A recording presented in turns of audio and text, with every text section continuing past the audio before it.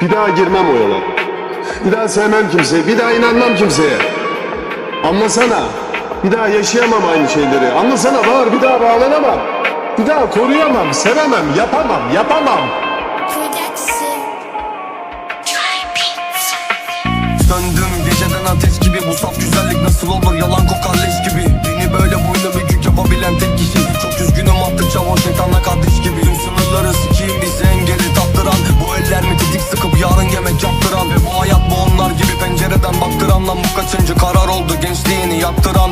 Benden alacağını aldın, alacağın olsun. Bak bu benim kalbim, salıncağın olsun. Her şeyimiz vardı, bir de kariyer mi olsun. Hayallerim vardı, alacağım olsun. Bak dünümde vardın, yarınımda yoksun. Masalı artık çıkardık, alacağın olsun. Ben her zaman sordum, sen de şimdi zorsun. Beni benle bıraktın ya, alacağım.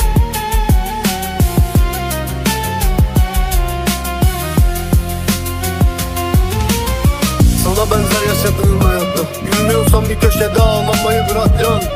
Bir savaşın içindeyse sevdiklerin herkes yıkılsa bile sen ayakta kalacaksın. Yok öyle hayat zor, yok öyle umut yok. Pes etmek ihanettir, git birbirine sor. Gördüklerim az, yaşadıklarımı sor. Bu sokağın telafisi yok. Bu caddeler bu kent, bu sokaklar bu semt. Sana neler anlatır bir kere dinlesen. Sana bahsederlerse güzel günlerden. Değil yanım var, bahçe her yanımız dert. Bu sokağın penceresi var, penceresi bol ama gözleriniz kör sizin. Bu sokağın bir umudu var, bir dileği var, bir gün başaracak.